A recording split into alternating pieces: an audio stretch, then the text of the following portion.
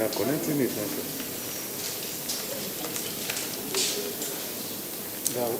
They will connect it now.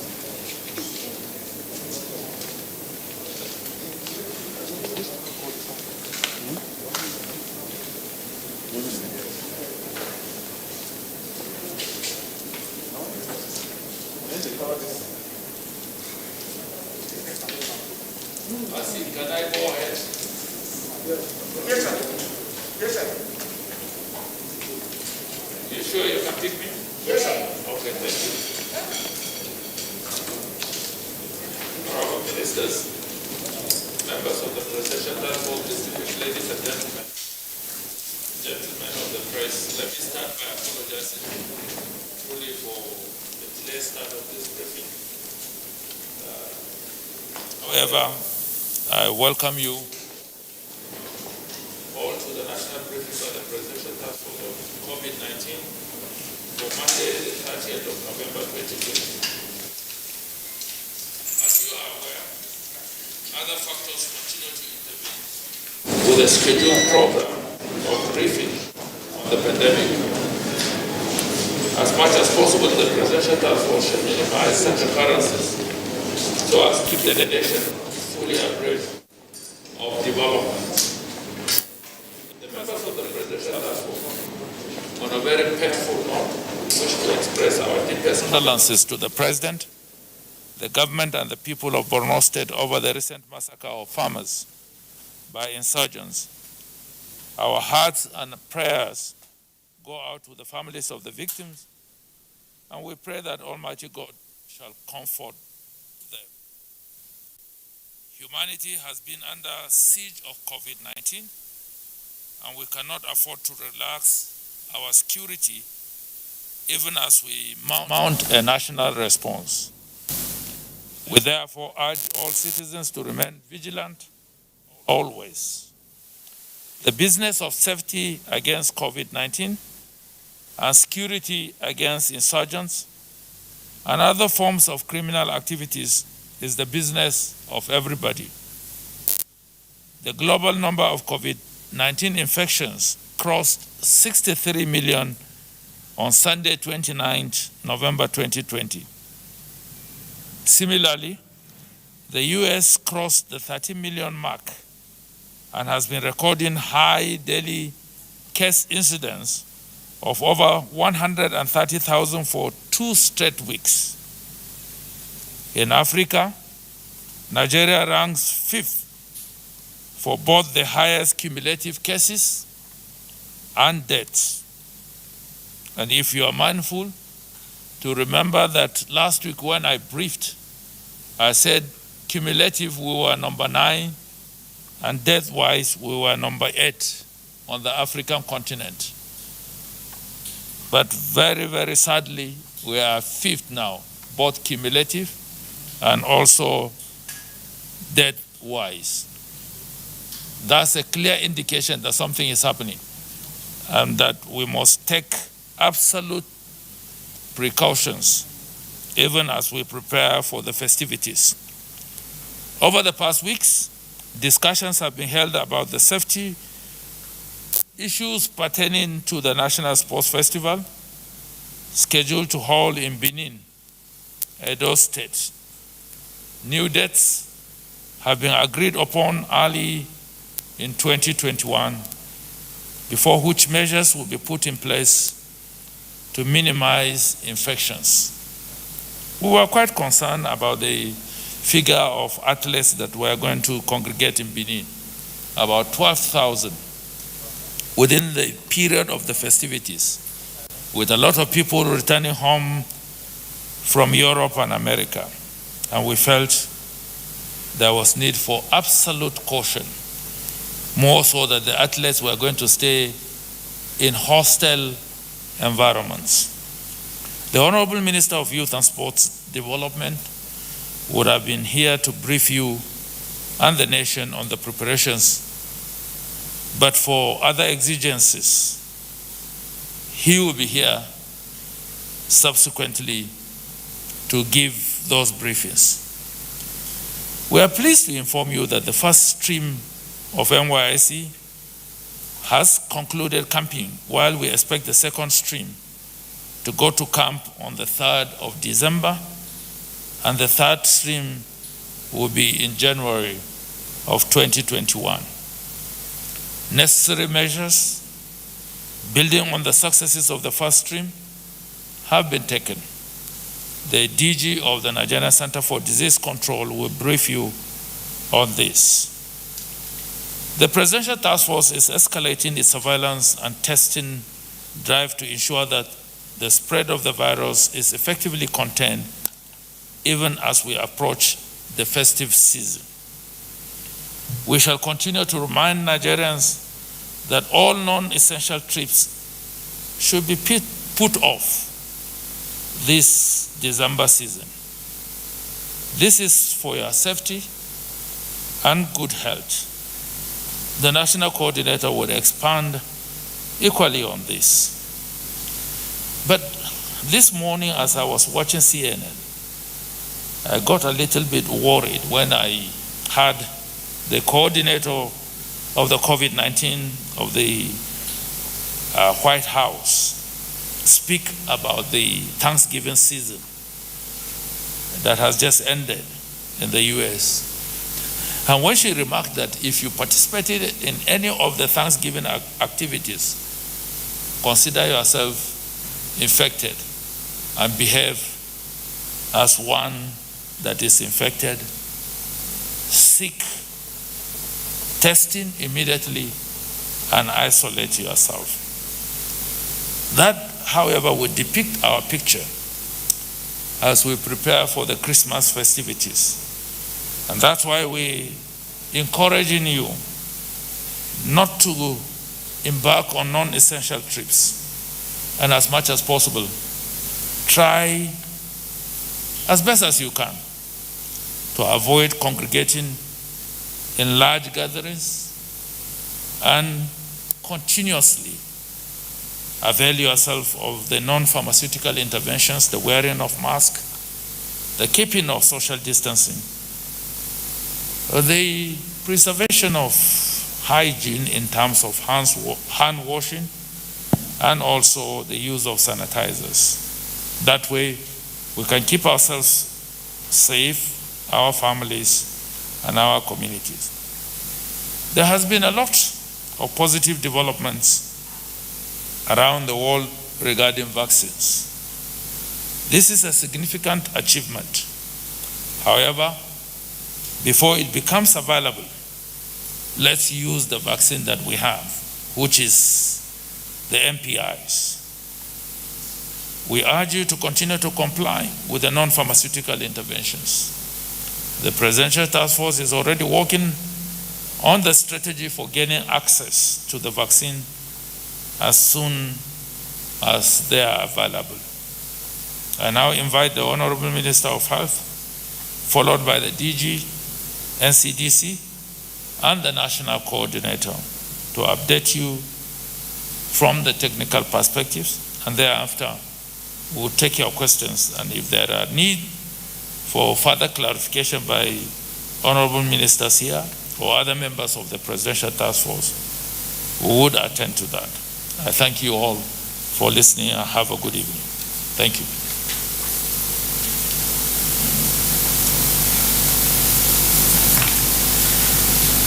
Good afternoon, everybody.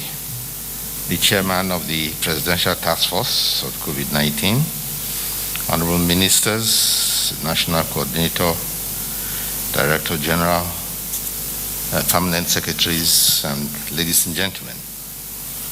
On the 29th of November 2020, 82 new COVID-19 cases were recorded from 11 states, bringing the total number of confirmed cases in Nigeria to 67,412 out of 756,237 persons tested. 63,055 cases have been treated and discharged, and 1,173 deaths have sadly been recorded. We still hope to reduce case fatality by strengthening our capacity to manage cases, But it is only possible if persons test themselves early once they have symptoms or have been in contact with a suspected case, and also if all who test positive present themselves immediately for evaluation by experts who will prescribe your treatment based on that, either at home or in a facility, depending on the severity, vulnerability, need for care, or other criteria. All cases, whether home-based for treatment or institutional, are to be supervised by medical personnel. This is particularly important given the threat to Nigeria posed by the spiraling rate of infection in countries with which Nigeria has strong political, business, social, and family relations. There is correspondingly high volume of travel between Nigeria and these countries, which is what also determines the risk. PTF will continue to review protocols at our points of entry to be responsive to changing scenarios. Under no condition should we be lulled into complacency, because as the Director General of the World Health Organization advises, nobody is safe till we are all safe. I also urge all Nigerians to put off non-essential travel by mass transit, especially international travel, and most especially travel to high-burden countries, except such travel is extremely urgent. Mass travel over the upcoming holiday period is a matter of concern and should be restricted. We urge all to restrict their travel, and also associated social activities should be curtailed. This is a sacrifice we must make to preserve lives. The elderly and persons with delicate health should best remain where they are and not travel or mix in crowds, except they absolutely have protection and must travel. Worship over the holiday should still be with the strictest conditions, and if possible for those who do it online, to do it like that. The experience from the Thanksgiving celebration in the United States indicates a serious lesson that the COVID spike from travel and socialization went on with the holiday. This should be a warning for us. A major step in upgrading the Ministry of Health's healthcare financing agenda was taken last week when I had the privilege of performing the launch of a program of the National Health Insurance Scheme titled Group, Individual, and Family Social Health Insurance Program. The major objective of it is to rapidly expand the scope of healthcare coverage to Nigerians and also expand the fiscal space for financing health care in our quest to attain universal health coverage and sustainable development goals. The gift ship program offers citizens the opportunity to participate and benefit from health insurance by subscribing to affordable premium payments either alone or with their families, clan, or group. Proxy enrollment of family units or groups of people, even as a philanthropic gesture, is encouraged. I therefore invite well-meaning persons in Nigeria and in the diaspora to strongly consider this very attractive option of serving your loved ones, extended family, community, clan, and members of your constituency or interest group by enrolling them in gift ship. This will give them financial access to comprehensive quality health care coverage at the point of need and also at time of need. The Ministry of Health today also launched a revised National Health Promotion Policy of 2019, prepared by the Department of Family Health, that explains our commitment to improving health and well-being of Nigerians by empowering them to adopt healthier lifestyle choices. This is even more relevant at this time of pandemic, where people need to be better informed and be in a better health of state or have better health-seeking behavior, as government strives to provide access to quality health care for all persons. Finally, I use this opportunity again to remind all citizens that this pandemic is not over. It is not a time to be complacent. We have the possibility to work with government to defeat the pandemic, and although we are positioning our country for access to COVID vaccines, it may still take a while for countries to access it and for all citizens to get the vaccination. It is more realistic that we adopt preventive measures which have been proven to be successful in controlling pandemics. To observe physical distancing, respiratory hygiene, wear your mask all the time and appropriately, especially in public places, regularly wash your hands, avoid gathering in crowds, use hand sanitizers to protect yourself, protect your friends, and protect your neighbor. Thank you for your attention.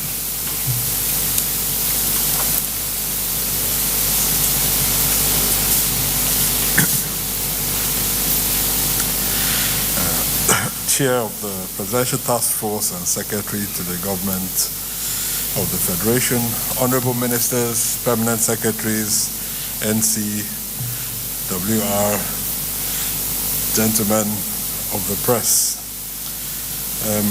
This will be quite brief. Like you know, we are headed into the month of December, and I want to take a few minutes just to reflect on where we are. When we first received reports of this virus early in January this year, none of us expected it to be as disruptive as it has been to our way of life.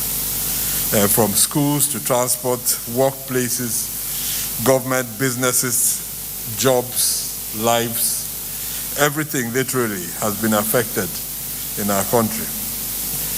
It is why at NCDC we continue to manage this outbreak, but at the same time we are working to learn from the challenges that we faced, looking at new processes, improving the skills of our people, improving our facilities to ensure that we are better prepared for any subsequent outbreak. As the year rounds up, I know that many of us this year do not expect it to pan out this way, but we can take the necessary actions now to make 2021 a hopeful and successful year and bring about a move back to the way of life that we miss so much. But before we get there, we have an intervening period. The month of December, the associated festivities that mark the end of the year, the normal travel that we are used to carrying out. And this is really to re-emphasize the call of both the chair of the PTF and the Honorable Minister of Health, that many of the traditional activities that we engage in at this time of the year, whether it's Christmas carols or festivals, whether it's trips or family gatherings, each single one of those, each of them. So we must take this into consideration as we make our choices about vaccines. We are still very far from mass production. Spread rumors and fake news without verification. But good social media users stop, verify the information, and reflect before sharing it. Now, are you a good social media user? Stop the spread of fake news. Verify the authenticity of your source for a better Nigeria. This message is from the National Orientation Agency.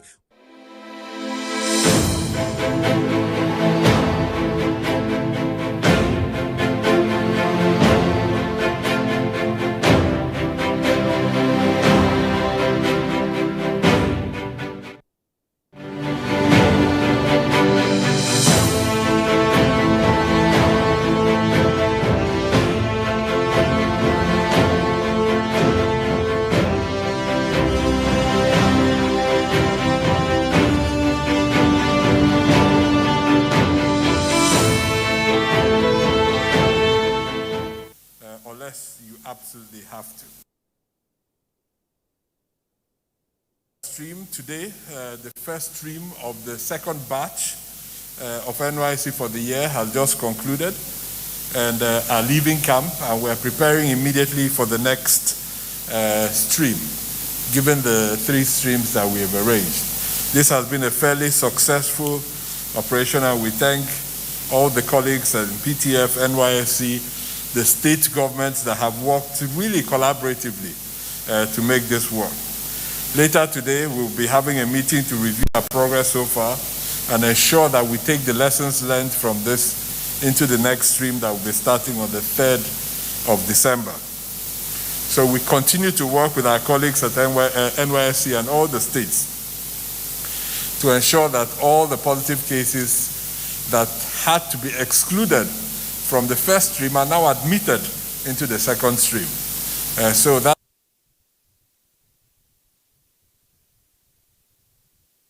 all of those that were excluded because they unfortunately tested positive will now be admitted into the second stream of NYSC. We encourage all participants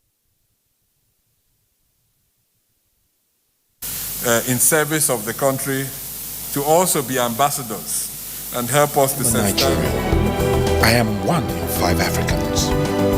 I am a Nobel Prize winner, a soccer champion, a giant of literature, a musical icon. Ensure a safe delivery of the sports festival early next year. Preparations have started, just like the way we worked with NYSC, and again we hope to work with them successfully, not only to deliver a good sporting engagement, but a safe one for the country. In addition to all of that, we continue responding to cases of yellow fever and Lassa in different states in the country. We are on the lookout for meningitis. This is the period of the year when these things start. So our work continues, never stops, as we work in trying to keep our country safe. So finally, the end of the year is always an opportunity to reflect on the year past and put in place necessary measures for the next year, learning valuable lessons. We are doing the same here. We're carrying out review meetings to look at what we did,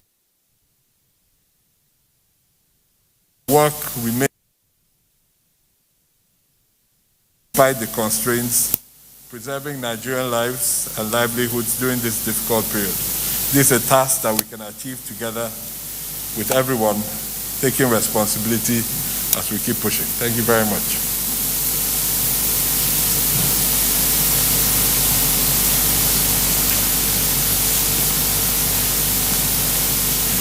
The chairman of the Presidential Task Force, honorable ministers, members of the PTF, gentlemen of the press, good evening. So I think I'll stick to the same theme, which is really the issue of travel, particularly international travel at this time of the year. And I wanted to re-emphasize the process for Nigerians outside the country. Hopefully they will stay where they are. And for Nigerians in country, we will also stay where we are. But nevertheless, if people do need to come into the country, there are processes in place. International travel is no longer what it used to be, where you just take your box, buy a ticket, get a visa if you have to, and travel. It's a lot more complicated than that. We've tried to simplify things for traveling into Nigeria. As you are aware, for all travel, passengers must comply with the travel protocols and must use the Nigeria International Travel Portal. The PTF guidance on travel is very clear. Before you come into Nigeria from abroad, you must do a PCR test. The PCR test must be valid within 5 days of departure from your point of origin. Once you get your PCR test, COVID PCR test, and it's negative, you should go onto the Nigeria Travel Portal, which is https://nitp.ncdc.gov.ng. NITP standing for Nigeria International Travel Portal.ncdc.gov.ng. You register on the portal, you fill a health questionnaire, you upload your COVID-19 PCR test, and you go ahead and pay for the test in Nigeria, which will need to be done 7 days after arrival. On arrival in Nigeria, you must self-isolate for 7 days.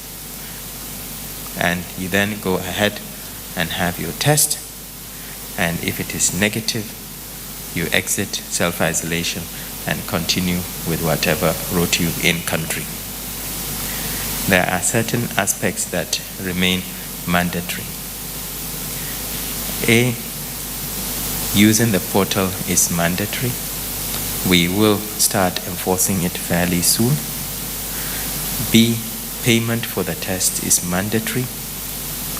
C, 7-day isolation is mandatory. And after that, testing at day 7 is also mandatory. We have tried to make the testing at day 7 as easy as possible.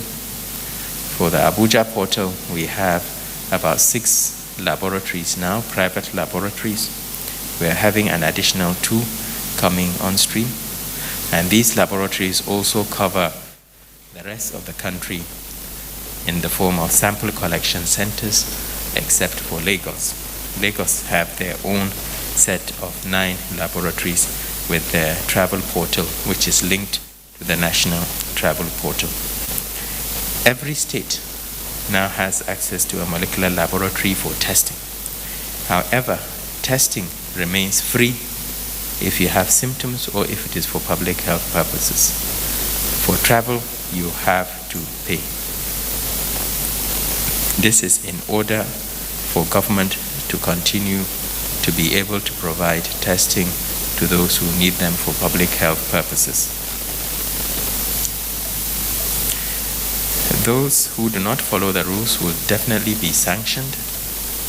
We are already in the process of doing this. We know that on average we get about 1% positivity. So for every 1,000 passengers coming in, we get 10 positive cases of COVID-19. And considering the number of passengers we can potentially have per day when we open up our airports, which is up to 7,000 passengers a day, you can do the calculation and you would realize that there's no way government can just sit back and allow our skies to be open without some form of restriction in terms of testing and safety for our public. Therefore, what is the message? The message is there are processes in place if you are coming into Nigeria from abroad. There may also be processes in place if you are going out of Nigeria. However, please, for this period, if your travel is not essential, stay where you are. We are actively discouraging Nigerians abroad from coming home this Christmas because of COVID-19 and the amount of COVID-19 infections we have outside the country. There will be other holidays. 2020 was a different year, and there's no doubt December 2020 will be different as well. We will continue to monitor the figures from outside the country. But there's no doubt international travel is risky. And if we have spike in cases or imports, we will take action, and there's a risk that you could end up being stranded, either outside the country or in Nigeria if you are coming from abroad. So the message is, if you do not want to get stranded, if you do not want to bring COVID to your elderly relatives in Nigeria, please stay where you are. There will be other holidays. Let us survive this one first. Thank you. We want to thank you very much, the National Coordinator, for your appeal. Well, we have one update. It's a pleasure to now invite the Honorable Minister of Environment to please present the update. Welcome, sir.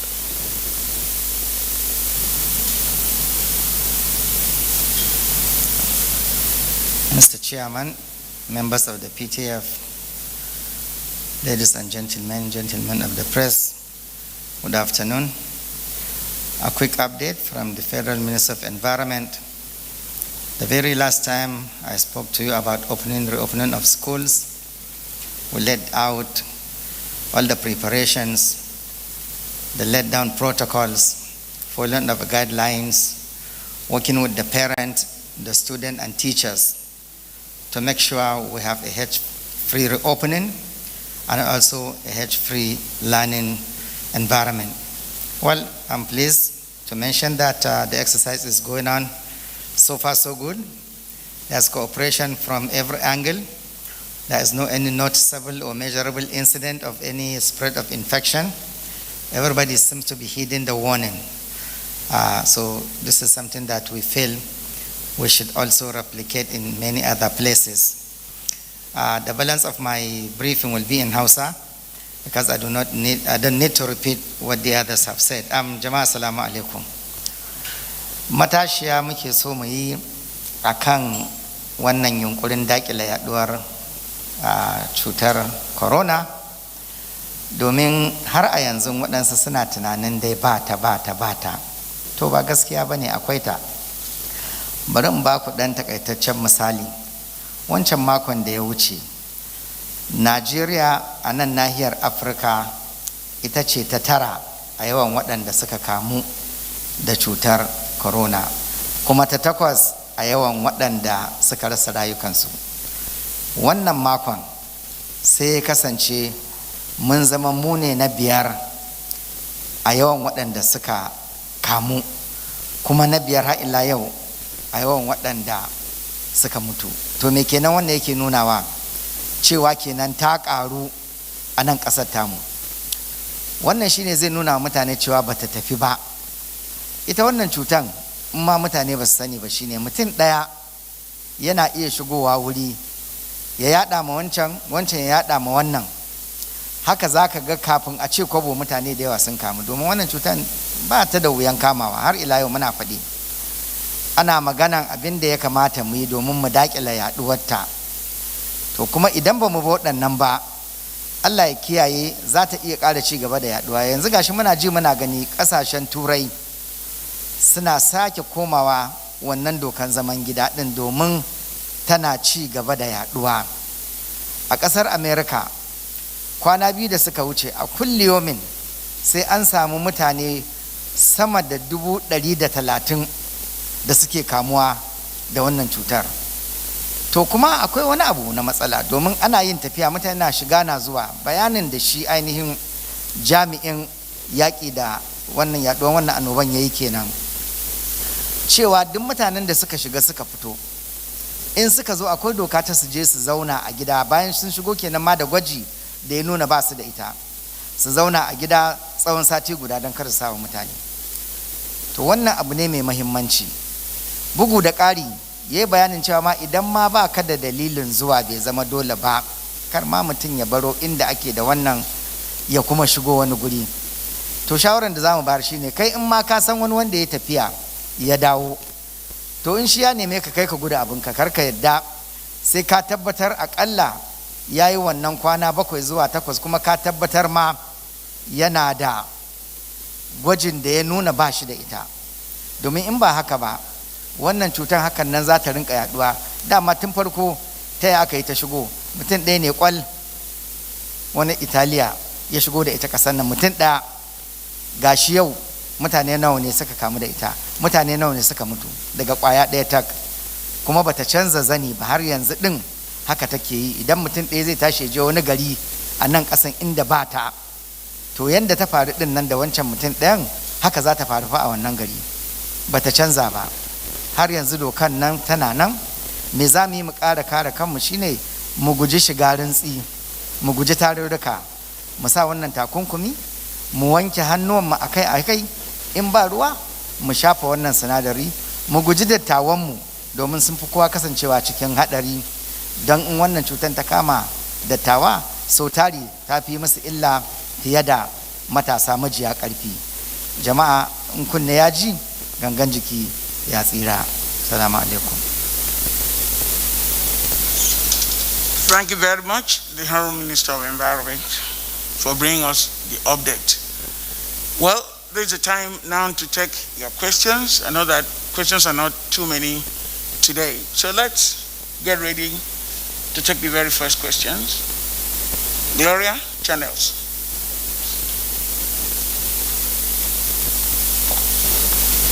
Good evening. My name is Gloria Omezike from Channels TV. My question is for the PTF National Coordinator. We know that load testing is a recurring issue among states. As a matter of fact, we identified 2 states that have met this expectation. Is there going to be a sanction for the other states? Because I think this is key for us to really see any results coming out from all this talking. Let's just know, just bring us up to speed with what's going to be done about this. And for the WHO, eventually vaccines will be here, maybe in about a year, like the chairman said. How is Nigeria taking baby steps in order to help us purchase this in terms of water supply and other infrastructure that we would need towards this? Thank you.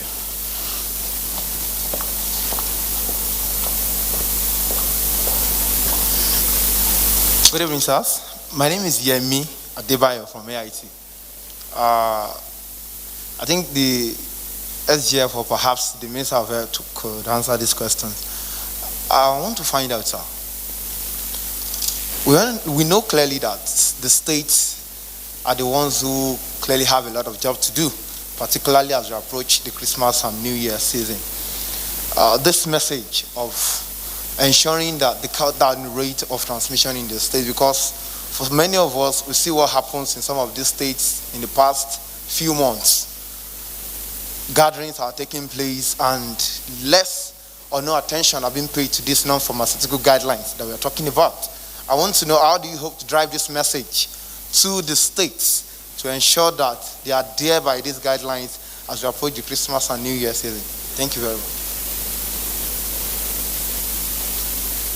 Like we said, we have only very few questions to take today.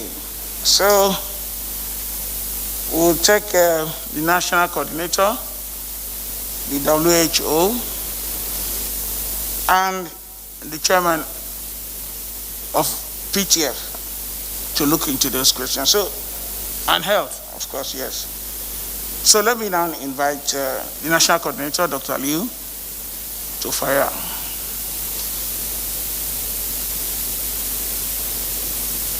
Okay, thank you. So the first question had to do with the load testing and whether there should be sanction for states.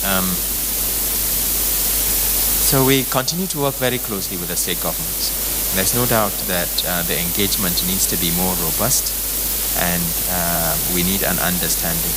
We have given them funds, and we've made it very clear. We've corresponded twice with them on this issue. Some state governments are doing much better than others. So for instance, FCT now have tested more than 2% of their population. Lagos is well above 1%. Plateau, Gombe, and Rivers are approaching 1%. We are setting up a project working with NCDC, which hopefully would at least we would have a trial period before Christmas, but we are proposing to do 450 tests minimum in each local government area in the country for a period of 2 weeks. This will push most of the states into the 1% mark. The 450 tests will be taken in facilities based on the current criteria in terms of testing, i.e. looking at persons who have symptoms or presentations that might be consistent with COVID. That way we would push the positivity rate, because we are more interested in testing and finding positives than testing thousands and not having any. Secondly, we will be working, this project will be part funded by the state government using the money that we've already given them, because part of the money we've given them is supposed to be for improving testing and setting up of sample collection centers. So we're doing the thinking for them. If they are unable to spend the money, we will come to them and suggest what they can spend the money on to enable us get our target. So in other words, we're now being more proactive. At the same time, NCDC have worked on the rapid test kits. We're awaiting the validation results. We hope that the outcome will be very positive. I'm very certain that we will start rolling out rapid test kits in January. And this will involve providing the test kits to our hospitals, particularly our emergency units, for people presenting with symptoms consistent with COVID, and also to secondary school and university clinics and enclosed communities such as prison clinics, etc. That way, you do not need to have a PCR molecular laboratory in order to do a test for COVID, and you can get a result within 15 minutes. That would push the number of tests we do in country substantially. The 450 tests per local government area will give us about 350,000 tests within a 2-week period. So that would push us to more than 1 million tests in country. If we distribute the rapid test kits as well, we would have additional thousands coming in. And already with NYSC, we've tested well over 35,000 NYSC corpus using the rapid test kit. And these results have not gone into the national system yet. So overall, in the coming weeks to early next year, we should see a significant improvement in our testing rates. Yes, it's still very low. Yes, we are not satisfied with the rate of testing, and yes, we need to continue pushing the states to do more. They've been given the resources, they just need to get on with it. With regards to vaccine infrastructure, I think the Honorable Minister of Health may be in a better position, but I know there's a lot of work going on behind the scene. The Honorable Minister of Health has appointed a ministerial expert advisory group on COVID-19 vaccine. The NPHCDA, Primary Healthcare Development Agency, has also been doing a lot of the technical background work in terms of the logistics, etc. And the PTF will be dedicating a whole session in the coming week at our meeting just to address the issue of COVID vaccine and how this can be funded and how this can be made available in country. So a lot of work going on. We are not resting on our oars. We know the risk of Nigeria not having access to the vaccine, because there's the potential in the future that countries will be labeled endemic for COVID-19 if they do not have a good vaccine strategy, and where the majority of the population remains non-immune to COVID.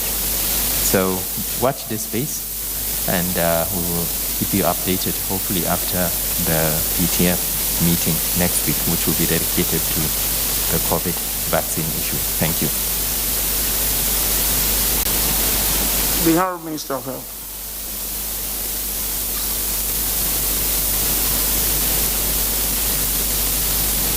Yes, thank you for the questions. The first one was directed about the states. There is a level of reduction in compliance and adherence that we have been complaining about in various parts of the country. But it is not only in our country, it is in some other countries. There are countries where there is very good compliance with all the rules. You put down the rules and they obey. If you look at foreign broadcasting stations, you see some countries where everybody outside has a mask on. They are all keeping distancing. There's a good amount of social discipline in some of those, in many countries. There are others where there is not just much discipline, and people who go out without masks, and they crowd up and they don't obey any of the injunctions being offered by the authorities. There are in fact places where people they campaign against these measures. They do exactly the opposite. They campaign against it. They discourage people from wanting to wear masks. They don't wear, and they give us sort of excuses for it, conspiracy theories about. But in our own case, we know that these are measures that have been proven to work. And for those who do not have very strong systems, we must use all means within our reach. But we have seen countries that are very strong, whose health system is very strong, they are collapsing. We are hearing very high officials in very advanced countries saying that their health system is near collapse. They have got over 91,000 persons on admission for COVID. I don't see how we can manage that. We don't want to go that way. 91,000 and rising. So we need to err on the side of caution. And as I said many times, it's a sacrifice. Some people think that they can't breathe well. You can breathe. You can breathe well in a mask. And the mask should not be under your chin. Your chin is not what we are protecting. We're protecting your mouth and your nose. The nose should also be covered. For anybody who has ever done a COVID test, you know they take the first sample from your nose, from the back of your nose, and then from the pharynx. So you do have emissions from the nose. So nose and mouth should be covered exactly the way mine is. That's when you are safe, and that's when the person you are with is safe. Another common mistake is that people wear a mask, and when they want to talk to you, they remove it, which is exactly the opposite. Even if you are not wearing a mask, you want to talk to somebody, that's when you should go and put on a mask, because the mask is supposed to catch any droplets that come out from you, or any aerosol. So to take off the mask is actually counterintuitive, it's counterproductive, and it defeats the purpose. So leave your mask on when you are talking, especially in a group with a crowd of people. We will continue to engage the states, the authorities in the states. We discussed setting up a team that would pay visits to the states, spend a few days, serious advocacy to engage the team. So we are already looking for persons. We have already selected persons who can communicate well and can go to the states with a team to actually persuade the people to take this threat more seriously. We're also looking at the calling an emergency meeting of the National Council of Health to discuss it thoroughly with the commissioners and then sign a compact that we shall all, in the interest of our country, for the sake of our citizens, all do everything we can to comply with the rules and recommendations that are being brought out after scientific study. We know that it changes all the time, but as far as we know, we should obey the rules.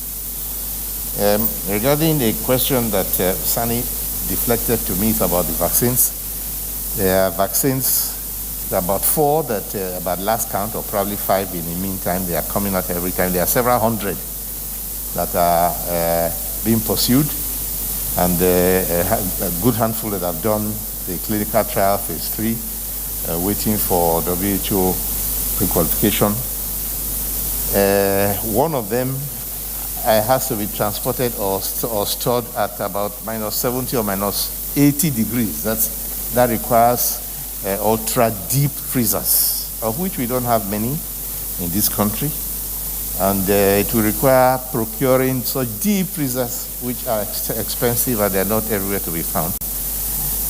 There's another vaccine that you can store or move around at minus 20. That one is more affordable. We do have, with our existing immunization system, freezers of that nature. So even if we have to buy some more, we will be able to use the ones we have here and add new ones to them. So depending, we also hear that there are developments that will bring out vaccines that you can keep in refrigerators at 2 degrees or so, which again, that will be even more helpful, because you find fridges everywhere, even solar-powered fridges everywhere, which will help us. It will help countries that are not so well resourced.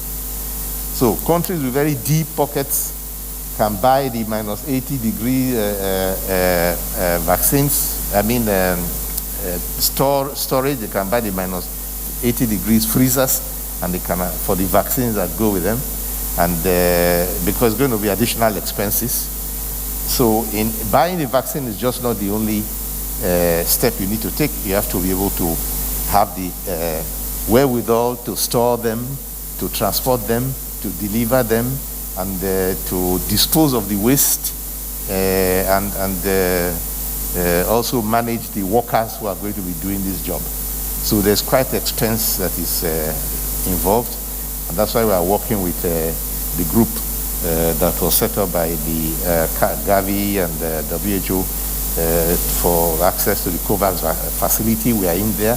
We are also setting up a group which we shall be reporting to the presidency to look at other ways of being able to get more vaccines from any other source that's accredited, so that we have options, and we also have a latitude to cover any gaps that might pop up as we go along. These vaccines are still under tests and investigations, and we are observing very closely what they bring along. The Primary Healthcare Development Agency is the secretariat, and they have done a lot of groundwork already, studying all this, along with NCDC. They have done a lot of groundwork in studying all the options and the vaccines available on ground, and will be advising us as to what our options will be. And these options can change with time depending on new scientific discoveries that come up. Thank you. Thank you very much, the Honorable Minister of Health. Now we want to invite the representative of the WHO country rep. Please, you have the floor.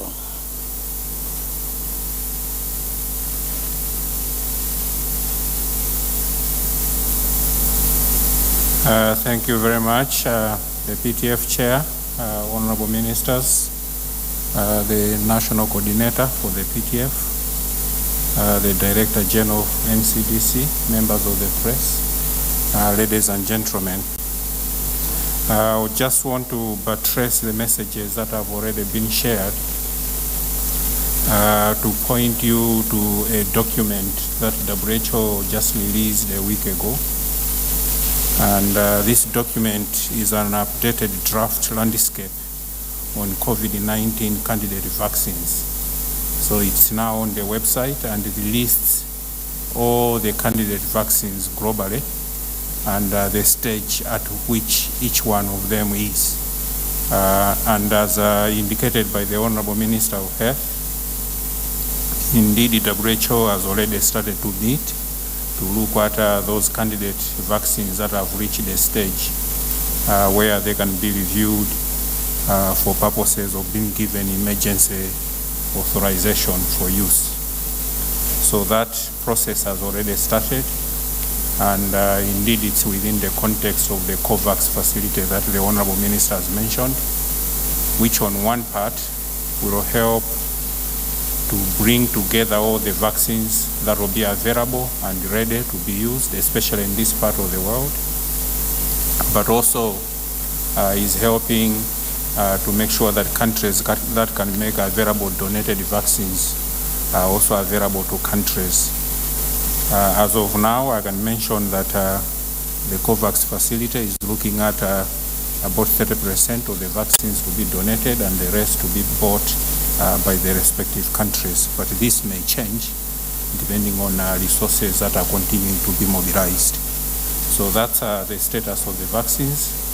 It is expected, of course, with the developments you have heard quite recently, that indeed vaccines will become available on the market and countries will start to use. But I wanted to also just echo the message that the PTF chair gave and also the national coordinator, that the interventions we have, the non-pharmaceutical interventions and others, they are the first vaccine that we have. The vaccine that is coming will not do magic if we don't partake in the first vaccine. So it is important that in as much as we await the pharmaceutical vaccine, let's continue to spread the message for people to abide by the measures that the PTF has put in place, the non-pharmaceutical measures. They'll go very well with the vaccine that is going to come. Thanks so much. Thank you very much, WHO. At this point in time, we're winding down. I have the pleasure to invite the chairman of PTF, who is also the secretary to the government of the Federation, for closing remarks. The SGF, sir. Well, thank you so much. I think all the questions have been answered. We're looking forward to having the vaccines as they get certification for being used. But I'm mindful to remind all of us that vaccines are no use to us unless the vaccination process takes place. And that is a major challenge. Even with the developed economies, what they are busy trying to do now is to ensure that they set up an infrastructure for the vaccination itself to take place, because vaccines would not be of any use to us if we do not vaccinate the people. And there is a lot of work that we have to do in that regard. And I believe the Honorable Minister of Health and the team at some of the agencies that have been very endowed over the years with the processes of vaccination, like the Primary Healthcare Development Agency and other sister organizations, will be putting infrastructure in place to ensure that when we finally are able to access the vaccines and procure them for use, they will be able to speedily determine who are those that will benefit from the vaccines, because the vaccines will not be available for everybody at the same time. And that is another danger that is posed. And that underpins the emphasis I've always made. Therefore now, your only vaccine is to adhere to the non-pharmaceutical measures. That's the only thing that you have available that is free. That you don't have to wait for any time. Just adhere to the non-pharmaceutical measures. I get a little bit scary that of recent, in the past couple of weeks, our figures were relatively low. You hear of infections from very long distances, but in the last 1 week, very much around us, you hear of infections. It means that we are going back to something that we had thought we had gone past, what is happening all over the world. Even countries in Southeast Asia that had suppressed tremendously surges and infections in their countries are beginning to see a remarkable increase on the numbers. And for that reason, they have deployed either selective lockdowns on cities and towns and regions. Even within the same country, you don't cross into a particular region without quarantining. So it's serious business. And obviously in Nigeria we cannot afford another second round of any form of lockdown because of the adverse effect it has had on the psychic of our people, on our economy. We will try as much as possible to avoid those pitfalls. But we have a collective responsibility as a people to respond to this appeal of being very, very careful. If I ask in this hall now, since the last test that we all took voluntarily, how many of us have subjected ourselves to other tests? Very few hands, probably. Very few hands. So I want to appeal to you before you jump on the train or on the plane to go enjoy the Christmas festivities and New Year. Subject yourself, because you have been on the front line too. This is not the only press conference you cover. You interface with a lot of people in the course of your duties. So it behoves on you to take extra precaution in ensuring that you subject yourself to tests. The result of a test is as good as the moment you take it. But you see, it does something to you. Once you have a negative result, you become unnecessarily protective of yourself, because that tells you that, okay, I am now negative. What do I have to do to ensure that this result does not turn positive on a future test? So that helps you tremendously to be able to prepare. And I want to encourage you, if you talk to Chukwe, you will be able to organize that. I have taken several, and I continue to. As a matter of fact, there were things that I started at the beginning of the pandemic that I forgot, but this weekend I got involved with some little crowd here and there because I had to attend to one or two social events. You know what? I went back and started the processes of, what do you call it? Making sure that I steamed myself again. I went back to read because I remember when this whole thing started, we were doing it virtually 2-3 times a day. Whenever you had an opportunity, you go and steam yourself. But a lot of us have discarded those basic things that we were using to ensure that we kept alive and active and responsive to the virus. My sincere appeal is that this is not the time to let down our guard. COVID-19 is still alive, is still raging, is still virulent, is still dangerous. And the 20% of our population that we have tried quite successfully to protect, we shouldn't expose them to further dangers. And we should just remain resolute and committed to the non-pharmaceutical interventions until when the vaccines show up and we are able to take through the process of vaccination, which is another ball game altogether. The politics of securing the vaccine is in itself a difficult policy. You require a lot of resources. There will be a lot of competition. Everybody wanting to get the vaccine over to their countries. And when you get them, the logistics, some of them are going to be kept under the temperature of -70. Well, if there are refrigerators that have those capacities, they are scarce. And the big boys will begin to corner all these things, buy over the franchise of the manufacturer, and all sorts of things, because it's a dangerous situation in which the world has found itself. And there will be survival of the fittest in this desperate situation. So, gentlemen and ladies, my appeal, let's stay with what we have, for which we don't pay anything, the MPIs. Thank you, and have a good evening. Thank you very much, the chairman of PTF.